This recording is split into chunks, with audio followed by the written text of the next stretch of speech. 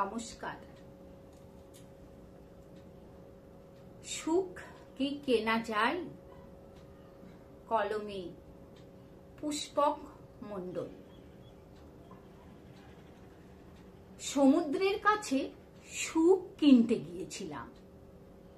সমুদ্র আমাকে বলল, আমার ঢেউ এর গভীরতা তুমি বুঝতে পারবে না। আমার বুকে যে শরতের হিমেল বাতাস প্রবাহিত করে, তা তোমাকে শান্ত করে দিতে পারে। সুখ কিনতে গিয়ে আমি সমুদ্রকে চিনতে পারলাম না। পেলাম অনেক দুঃখ যন্ত্রণা। অঝর ধারায় ঝরে গেল দুটি আঁখি। পরন্ত বেলায় আলসে রোদে আমাকে তৃপ্তি দিয়েছিল শরীরে। কিছু সময়ের পর নীলিমা আপন ধারায় ঝরে চলেছে। অবকাশ নেই, নিষ্ঠুর ভাবে পরিপূর্ণ করছে সমুদ্রকে। সুখ কেনা তো অনেক বড়ই কথা।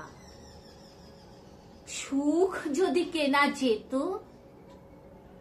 তাহলে পৃথিবীর মানুষ কেউ কি দুঃখ ভরা জীবন নিয়ে বসবাস করত? সুখ মনের ঘরে বিরাজমান, তাকে বাস্তবতায় রূপদান দিতে হয়। ঈশ্বরের প্রার্থনাই তা মেলে। মায়ের স্নেহ ভালোবাসা পৃথিবীর সব থেকে বড় সুখ। তাই সুখ কিনতে গিয়ে না পারলাম কিনতে, আর না পারলাম সমুদ্রকে চিনতে।